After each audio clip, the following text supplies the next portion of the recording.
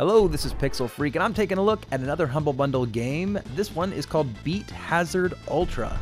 This is a your music picking type of game. There are a few of these types of games out there on various platforms. I'm not sure if there's any other ones on Android, but this is one where you choose the music. It actually scans your device for what music you have out there. And then based on the track that you've selected, it presents you with enemies that are faster or slower or in more amounts depending on how fast the track is and different characteristics of that track.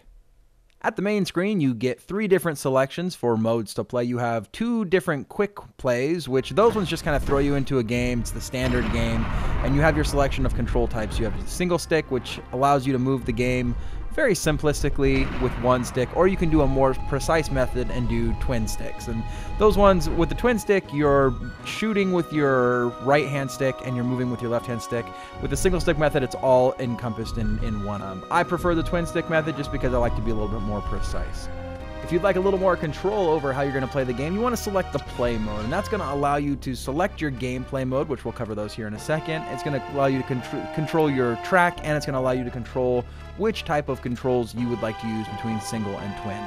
For your game types, you have standard mode, survival mode, boss rush, and chill out. So in the standard mode, you get a certain set amount of lives, and you have to complete the song, and it scores you based on how many enemies you kill and how many deaths you have.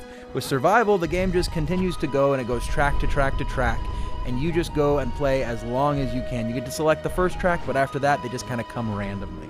In Boss Rush, you are presented with several waves of bosses over and over. It is just like a survival mode where they continue to come at you until you lose, but it's bigger ships and they're bigger and bigger, and it just kind of keeps getting harder until you eventually will lose. With Chill Out, the game continues to go on forever. You can die as many times as you'd like. It's more of a relaxing mode, and it is like survival, only with this mode you can never actually lose.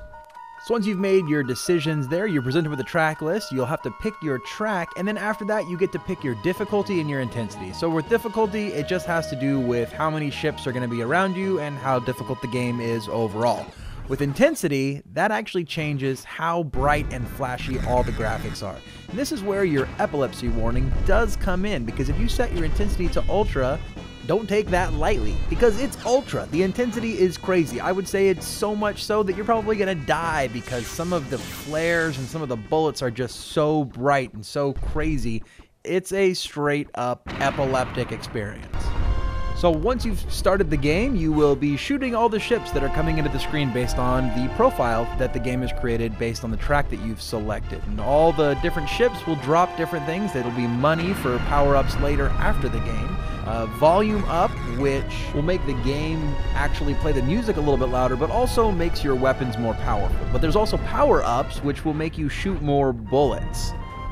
In addition to that, you also get a plethora of bombs, different bomb types that you'll be able to activate at any given time. There's enough guns in this game to make your epilepsy real, if it already isn't.